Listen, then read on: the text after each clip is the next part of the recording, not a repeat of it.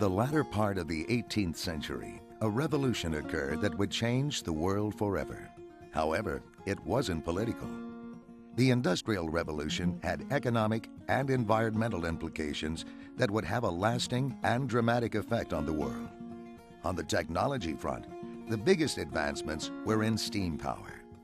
New fuels such as coal and petroleum were incorporated into steam engines, revolutionizing many industries, including textiles and manufacturing. As industries grew, the demand for products increased at a tremendous rate. A byproduct of this growth was a large increase in industrial waste products, some of the most common of which were chemicals known as volatile organic compounds, or VOCs. These chemicals were widely used in both industrial and household products because of their dissolving and cleaning properties. Some VOCs, such as trichloroethylene or TCE, were especially popular because they didn't corrode metal and were not flammable, thus reducing their risk as a fire hazard. Historically, there were no state or federal regulations overseeing the use and disposal of TCE and other VOCs at manufacturing sites. Very little, if anything, was known about how these chemicals could affect the environment at the time. At government and industrial manufacturing sites across the U.S., activities such as engine maintenance, metal plating, and hazardous materials storage all involve the use of volatile organic compounds. In some cases, those historical disposal sites were close to nearby residential areas.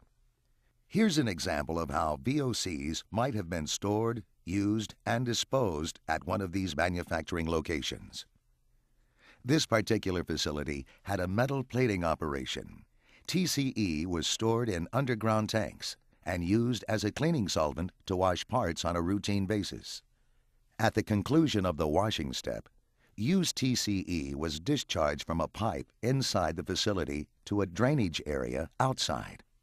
In some cases, stored TCE seeped into the soil and eventually found its way into the groundwater.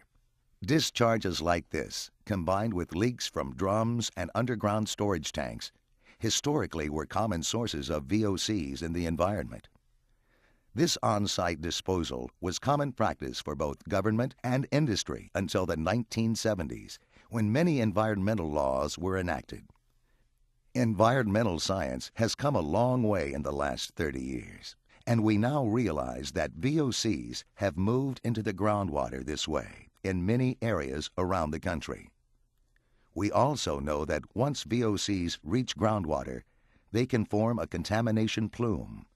These plumes can migrate over time, allowing chemicals to move far away from their original point of entry.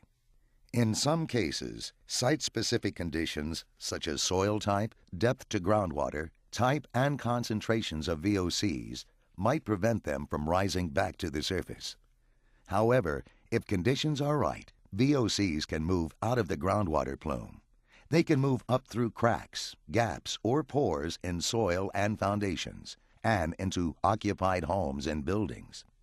This process is known as vapor intrusion. Vapor intrusion should be evaluated whenever there has been a confirmed release of VOCs near an occupied building.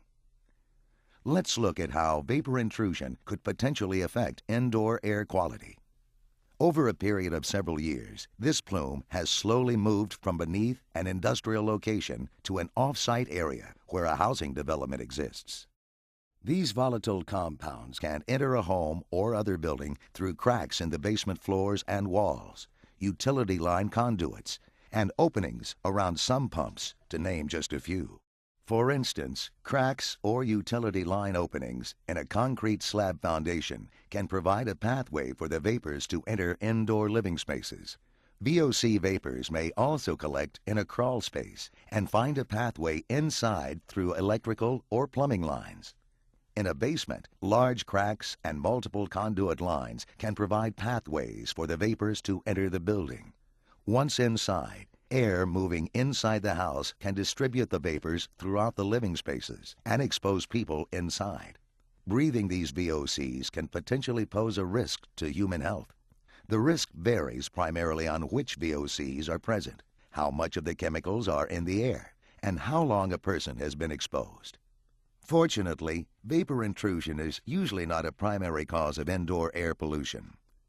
In today's world, we are all exposed to low levels of VOCs on a regular basis.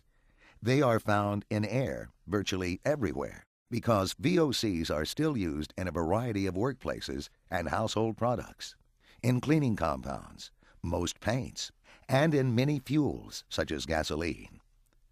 In fact, you might be surprised to find that a wide variety of common products used in our homes, offices, and schools contain volatile organic compounds.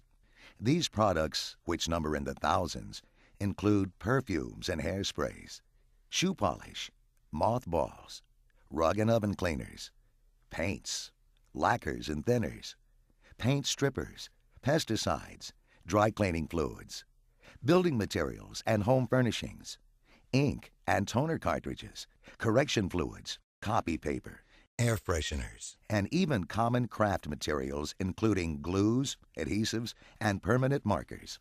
These products can contribute significantly to the level of so-called background VOCs found in the home or work environment. For this reason, when vapor intrusion does occur, exposure levels might actually be lower than the exposures from other common household products stored and used by the building's occupants. The EPA, the Department of Defense, and state governments place human health, safety, and protection of the environment as top priorities. We're working together to identify and investigate potential vapor intrusion issues. If you suspect that vapor intrusion may be an issue in your area, there are a variety of sources of information available to you. If you are on a Department of Defense installation, please contact your local environmental office for more information regarding the cleanup program on base. You may also contact your state environmental office or regional EPA office for site-specific information in your area.